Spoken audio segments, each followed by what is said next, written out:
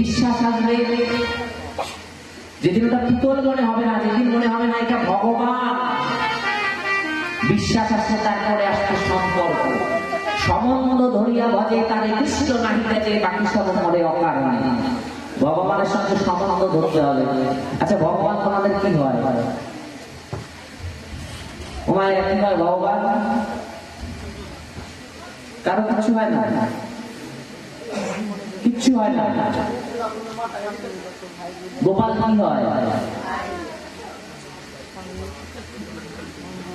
কি বলবো, কীর্তনিয়া কি বলে, কীর্তন করতে এসেছে কীর্তন করে চলে যায়, এত কথা কথা না বললে হবে না তো। সকালে তো কথা বলে নাই, এখন সবাই ঘুমিয়ে পড়বে যে আমি একা একা কীর্তন করবো না। উত্তর দাও, তাহলে ঘুম ভেঙে যাবে। কি হয় ভগবান? ভগবানের সঙ্গে সম্বন্ধ বাঁধাতে হবে, সম্বন্ধ ছাড়া ভজন হবে না। ভগবান আমাদের কি হয়, কোন রসে আমরা ভগবানকে সেবা পূজা করবো? ভগবান মাতা পিতা বন্ধু ভ্রাতা পুত্র ইত্যাদি।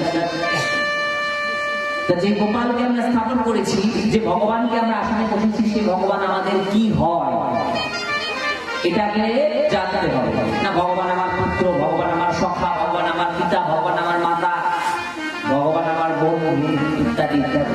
যার যেটা সম্বন্ধ ভালো লাগে, যেই সম্বন্ধতে ভালো লাগবে সেই সম্বন্ধতে অগ্রসর হতে পারে। এবার বিশ্বাস আসবে, তারপর আসলে সম্বন্ধ। বিশ্বাস ছাড়া সম্বন্ধ আসবে না। আমার কাছে একটা সোনার মালা আছে,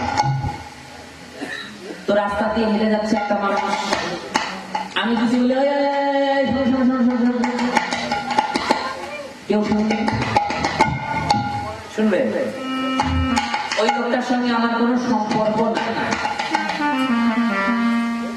কোনো সম্বন্ধও নাই। ওই ওই ওই ওই বলে যাকে কে শুনবে? আগে কিন্তু সম্বন্ধ পাতা হবে না, সম্বন্ধ পাতাতে হবে। কাকা জেঠু কিছু তো বলতে হবে, তারপর সে পিছন করে তাকাবে। আচ্ছা যে তাকাবে, আমার চেনা পরিচিত আমার কাকু জেঠু কিছু হয়, এই যে ভাই আমার গলার সোনার মালাটা আছে, একটুক্ষণের জন্য একটু রাখবে। যার সঙ্গে সম্বন্ধ আছে তার প্রতি বিশ্বাস আছে, বিশ্বাস করে আমি সোনার মালাটা তার হাতে দিলাম, যে সে চুরি করবে না, সে রাখবে। প্রথমে সম্বন্ধ আসলো, তারপরে বিশ্বাস আসলো। ভগবানের সঙ্গেও সম্বন্ধ